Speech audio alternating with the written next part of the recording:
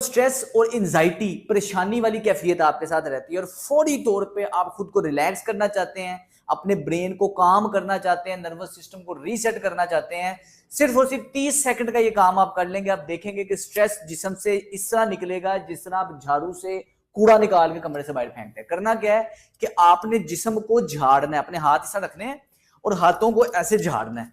इस तरह फर्ज करना है कि हाथों में पानी है और उस पानी से आप हाथों को झाड़ रहे हो, आंखें बंद कर लेनी है, गहरा नाक से सांस लेना है,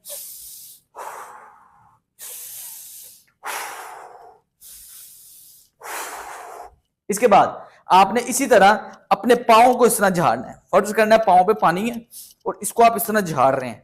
इससे आपका नर्वस सिस्टम काम होगा, रिलैक्स होगा, आपका जो स्ट्रेस हार्मोन है वो रिलैक्स होगा और इसके बाद सिर्फ और सिर्फ 10 सेकंड के लिए इस तरह आपने रिलैक्स कंधों को छोड़ के जिस्म को उछालना है।